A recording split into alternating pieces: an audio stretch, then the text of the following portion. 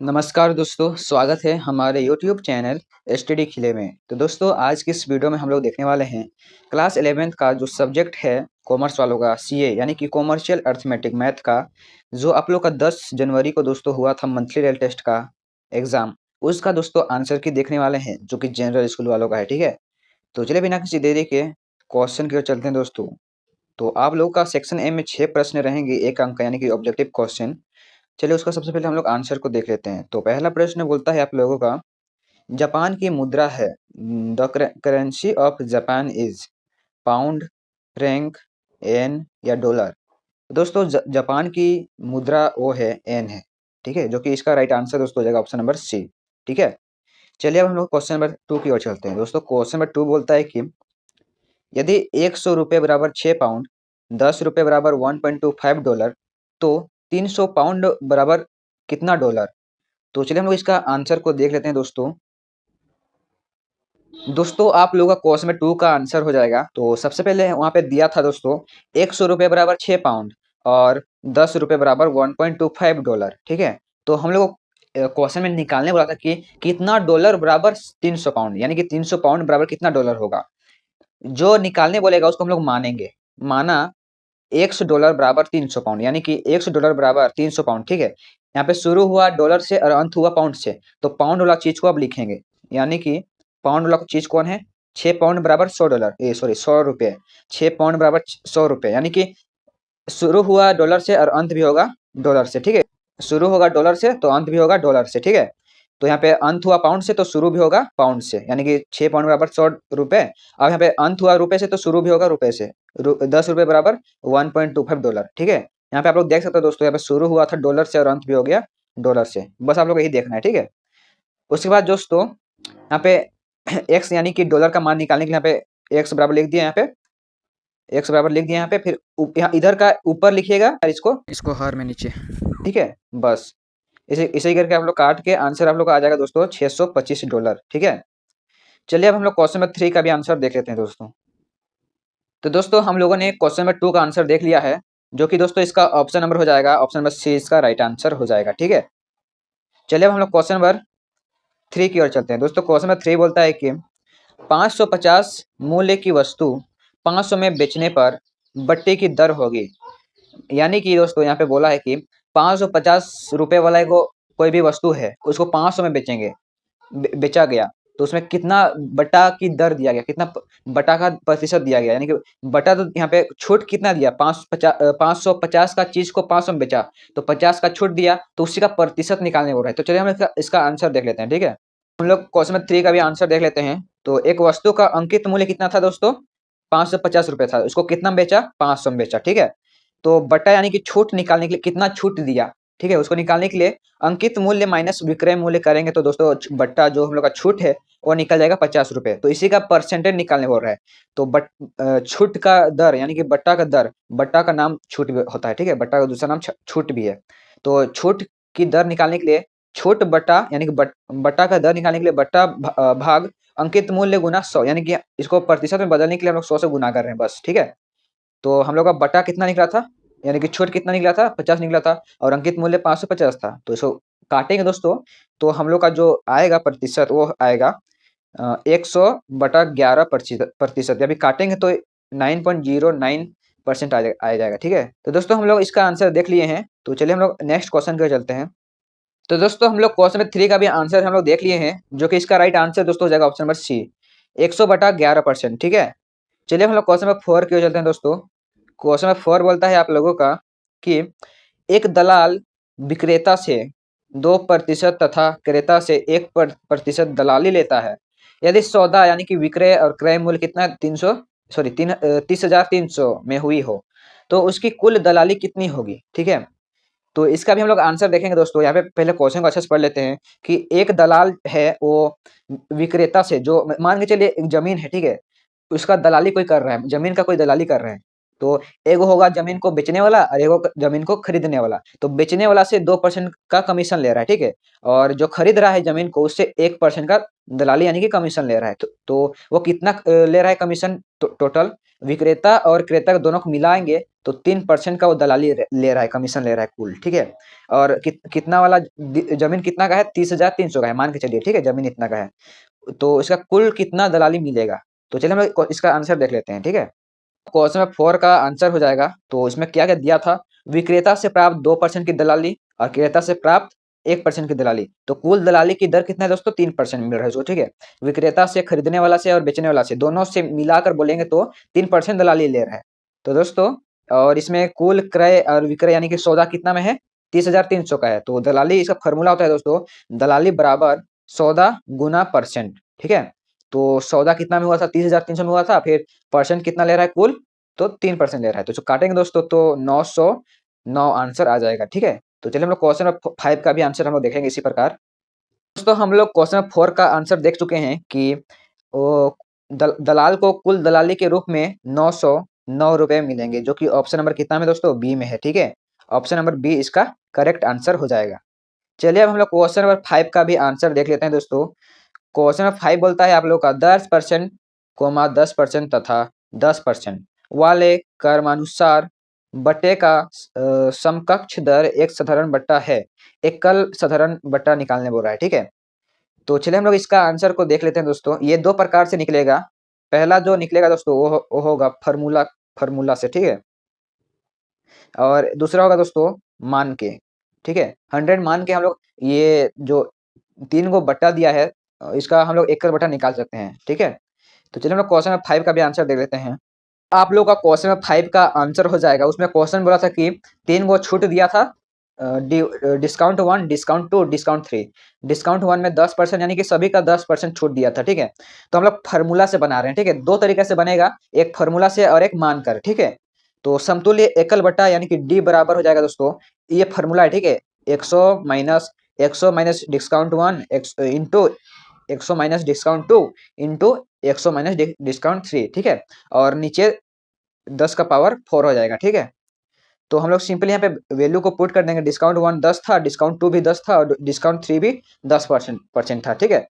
तो दोस्तों इस सबको हम लोग हल करेंगे दोस्तों। तो हल करने के बाद जो हम लोग का आंसर, फाइनल आंसर आ जाएगा, डिस्काउंट समतुल्य एकल बट्टा यानी कि डिस्काउंट आ जाएगा हम लोग का 27.1%, ठीक है। तो चलिए हम लोग क्वेश्चन नंबर 6 का भी आंसर देख लेते हैं दोस्तों। हम लोगों ने क्वेश्चन 5 का भी आंसर देख चुका है कि क्वेश्चन 5 का जो आंसर हो जाएगा दोस्तों, हो जाएगा ऑप्शन नंबर डी, 27.10%, ठीक है। चलिए अब हम लोग क्वेश्चन नंबर 6 का भी आंसर को देख लेते हैं। तो क्वेश्चन बोल रहा है कि यदि 1,54,000 का सौदा हुआ है, क्रय विक्रय मूल्य कितना है, 1,54,000, दलाल 4,620 दलाली प्राप्त प्राप्त सॉरी पाता है, तो दलाली की दर क्या है। इसमें हम लोग रेट निकालना है, दलाली की दर निकालना है, ठीक है। तो ये फार्मूला से बनेगा दोस्तों। तो चलिए हम इसका आंसर को देख लेते हैं।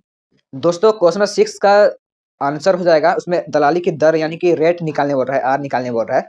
तो इसका फार्मूला है दोस्तों, ठीक है, दलाली बटा सौदा यानी कि कुल क्रय विक्रय मूल्य गुना 100, क्योंकि हम लोग रेट निकाल रहे हैं, ठीक है, परसेंट में निकाल रहे हैं, इसीलिए इसको 100 से गुना कर रहे हैं।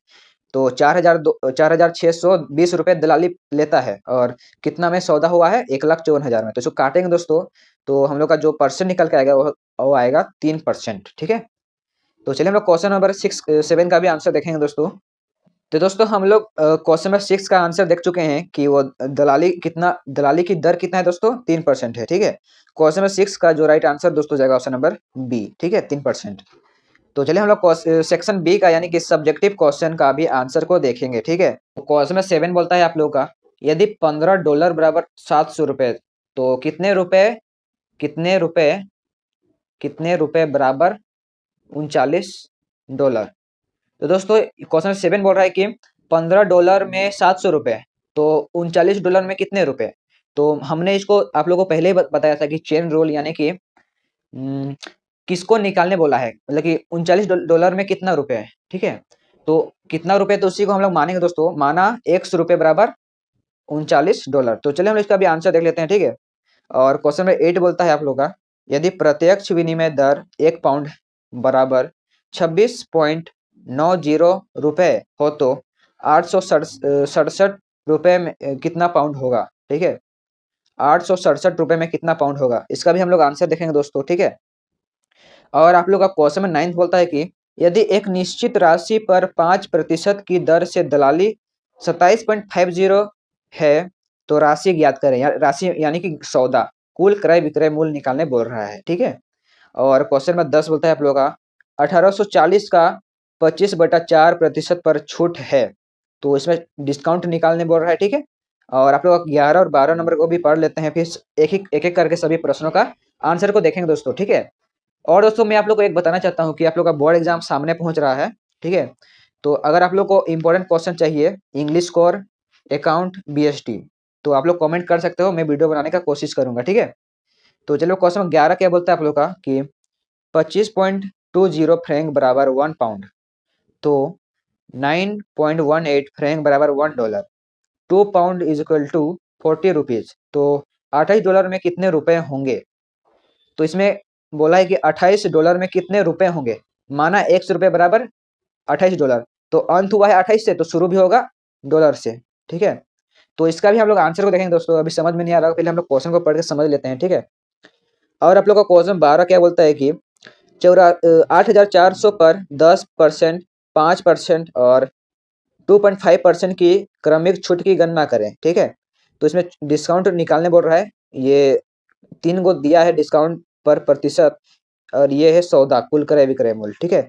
तो ये राशि है कोई वस्तु का, इस पर हम लोग 3 गो छूट निकालने बोल रहा है, तो इसका भी हम लोग आंसर को देखेंगे, ठीक है। तो चलिए हम लोग आंसर की ओर चलते हैं दोस्तों। तो दोस्तों आप लोगों का क्वेश्चन 7 का आंसर हो जाएगा, तो हमने आप लोग को बोला कि मानना होगा, जिसको निकालना होता है उसको मानो, ठीक है। जैसे कि इसमें कितना रुपये बराबर $39 बोला था, तो मानो एक सौ रुपये बराबर $39, और इस मानने के बाद ये देखो कि शुरू कहाँ हुआ है और अंत कहाँ से हो रहा है, तो अंत हुआ डॉलर से, तो शुरू भी होगा डॉलर से, ठीक है। और यहाँ पे शुरू, और यहाँ पे शुरू हुआ है रुपए से, तो अंत भी होगा रुपए से, बस। और एक्स इसमें यहाँ पे करने के बाद यहाँ पे एक्स लिख देना, उसको बराबर देना, और इधर वाला को ऊपर में अंश में और इसको हर में, ठीक है। और इसको काट देना, आंसर आ जाएगा आप लोग का रुपए में, ठीक है, क्योंकि हम लोग रुपए को माने थे एक्स, ठीक है। इसलिए इसका राइट आंसर हो जाएगा दोस्तों 1820, ठीक है। चलिए हम लोग क्वेश्चन नंबर 8 का भी आंसर को देख लेते हैं, तो उसमें भी सेम प्रोसेस है, मानने वाला, ठीक है। तो इसमें एक्स पाउंड बराबर 867 रुपये, तो यहाँ पे अंत हुआ है तो शुरू भी होगा, ठीक है, उसी से। तो 26.90 बराबर 1 पाउंड, यहाँ पे शुरू हुआ पाउंड से, अंत भी हुआ पाउंड से, बस। और एक्स बराबर, इसको एक साइड मतलब ऊपर, इसको नीचे काट दो, उसके बाद काट दो, आंसर आ जाएगा पाउंड में, ठीक है, क्योंकि हम लोग एक्स को माने थे पाउंड, ठीक है, पाउंड में माना थे, इसलिए पाउंड में आंसर आ गया, बस। आसान है दोस्तों। उसके बाद 9th नंबर में आप लोग को बोला था कि कुल क्रय विक्रय यानी कि सौदा यानी कि राशि निकालने बोला था, तो ये फॉर्मूला से बनेगा, ठीक है। दलाली दिया था हम लोग को 27.50, और इसको गुना करेंगे 100 से, और नीचे दलाली की दर 5, ठीक है। काट देंगे तो आ जाएगा हम लोग को 550 आंसर हो जाएगा, यानी कि वो कुल राशि यानी कि सौदा कितना में होता है 550 में, ठीक है। क्वेश्चन नंबर 10 का भी आंसर हम लोग देख लेते हैं, इसमें डिस्काउंट निकालने बोला था, तो 1840 का डिस्काउंट निकाल जाएगा आराम से, काट के आप लोग निकाल सकते हो, 115 रुपये डिस्काउंट है, ठीक है। चलिए हम लोग क्वेश्चन नंबर 11 का भी आंसर को देख लेते हैं, ठीक है। ये सब इजी है, इसलिए हम ज्यादा नहीं बता रहे हैं हम लोग को। 11 नंबर भी इजी है, जिसको निकालने वाला है इसको एक्स मानो, और देखो कि कहाँ शुरू हुआ है कहाँ से अंत होगा, तो यहाँ पे शुरू हुआ है $1 से, तो अंत पे होगा रुपए से, बस। यहाँ पे आप लोग मान को देखिए कि क्वेश्चन को देख सकते हो कि इसमें बोला था कि $28 में कितना रुपए, तो $100 मानो, $100 बराबर $28, तो $1 में 9.18 फ्रैंक है, तो 25.20 फ्रैंक बराबर 1 पाउंड, और 2 पाउंड बराबर ₹40। तो आप लोग देख सकते हो कि शुरू हुआ था रुपए में, अंत भी हुआ है रुपए में, बस आप लोग यही कॉन्सेप्ट को देखना है, और एक्स बराबर लिख के इधर वाला को ऊपर और इधर वाला को नीचे, बस। और इसे करके आप लोग काट के आप लोग आंसर को ला सकते हो, ठीक है। इसका जो फाइनल आंसर दोस्तों हो जाएगा, वो हो जाएगा ₹204, ठीक है।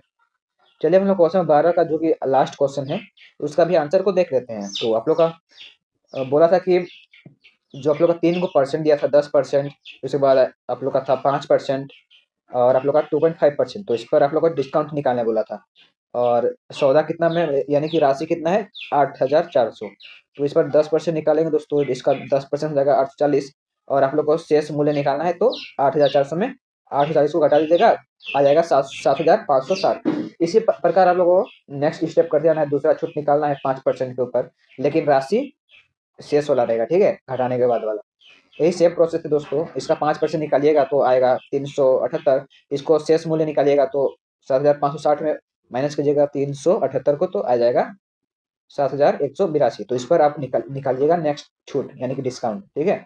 ऐसे ही करते करते आप लोग को तीनों छूट को निकालने के बाद कुल छूट को जोड़ देना है, और आप लोग का जो आंसर आ जाएगा फाइनल आंसर वो आ जाएगा 1497.55 आंसर आ जाएगा, ठीक है। बस आप लोग को इतना ही देखना था दोस्तों। और आप लोग का जो फाइनल एग्जाम होगा दोस्तों, फाइनल एग्जाम, अगर आप लोग उसका आंसर की यानी कि इसका इंपॉर्टेंट क्वेश्चन चाहिए तो आप लोग कमेंट में बताइए, मैं उसका इंपॉर्टेंट क्वेश्चन जरूर से जरूर लाऊंगा, इंग्लिश स्कोर, बीएसटी और अकाउंट का, बस, ठीक है। तो दोस्तों मिलेंगे नेक्स्ट वीडियो में, तब तक के लिए बाय बाय।